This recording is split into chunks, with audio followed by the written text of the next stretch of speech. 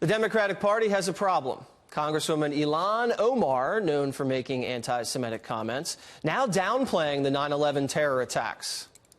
CARE was founded after 9/11 because they recognized that some people did something and that all of us were starting to lose access to our civil liberties. The New York Post blasting Omar. Here's Thursday's front cover. But some of her radical cohorts are defending her. Listen to this. This is just pure racist act by many of those, hateful acts by those, because she does speak truth. We are getting to the level where this is an incitement of violence against progressive women of color.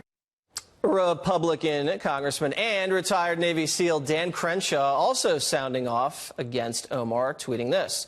First member of Congress to ever describe terrorists who killed thousands of Americans on 9/11 as some people who did something, quote unquote. Unbelievable.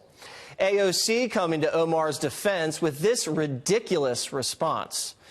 You refuse to co-sponsor the 9/11 Victims Compensation Fund, yet have the audacity to drum a resentment towards Ilhan with completely out-of-context quotes. In 2018, right-wing extremists were behind almost all of U.S. domestic terror killings. Why don't you go do something about that? Congressman Dan Crenshaw joins me now. I mean, I'm almost at a loss for words, Congressman, and we can just take this one at a time. How would you like to respond to AOC saying that you need to do something about it? I mean, you did lose your eye protecting her, fighting overseas for our country. Yeah, I know. There's a lot to unpack there, right? And it's like you said, it's almost not worth responding to.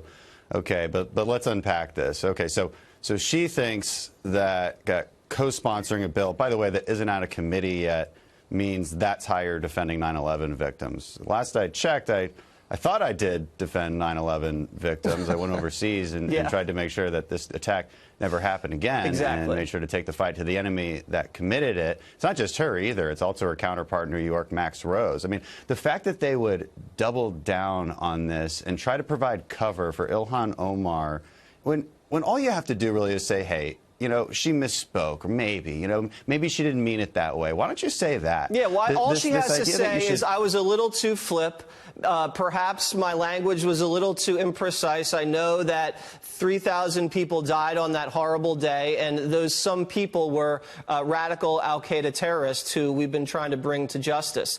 But she doesn't do that. She actually doubled down with this tweet. Look at what Omar tweeted about this. This is from, I guess, the other day. The people and the people who knocked these buildings down will hear all of us soon. That's President George W. Bush. Was Bush downplaying the terrorist attacks? What if he was a Muslim?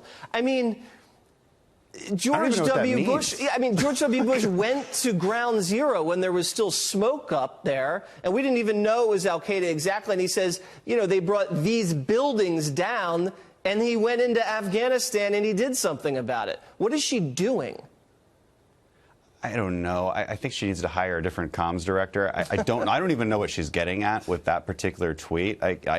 Again, there's too much material here. It comes at us every single day, Jesse. And I think she needs to stop. I don't like the fact that they try to use her gender or her Muslim faith or her race as a shield. Like, she says whatever she wants. It's crazy and completely irresponsible for a sitting member of Congress. And then the minute you criticize her, she says, oh, you're attacking me because I'm a Muslim, or I'm a woman, or I'm black. Right. And this is the worst kind of argumentation. So what they're doing is they're trying to silence any kind of arguments against them. Why? Because they don't actually have an argument to make. So what they do is they'll use identity to try and silence anyone else from saying anything. You're not allowed to say that because of who I am. Right. Well, sorry, no, that's not how things work in a democracy, and especially amongst members of Congress. We're supposed to debate ideas. If you say something, we should call it out. I mean, that is the point of this. That's why we were elected.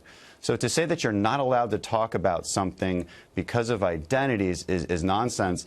And it's also sort of bigoted in itself, because you're assuming that everybody of a certain skin color or gender should think a certain way. And that is really wrong. It's the content of your character that matters. It's the ideas that you have, and that's what we should actually be debating here. Yeah, because if that congressman or woman said the exact same thing she said, and it was a straight white male, we would still be saying, do not say that. What are you talking about? It has nothing to do with what she looks like. It's what comes out of her mouth. You know, she's, 3 months in, she's already caused a huge headache for Nancy Pelosi, so that's fun to watch. But besides that, I mean, I don't Pelosi, see... by the way, also isn't a co-sponsor on that bill that AOC mentioned. Yeah, that's right. So, all right, Congressman. I mean, it's nonsense, of course.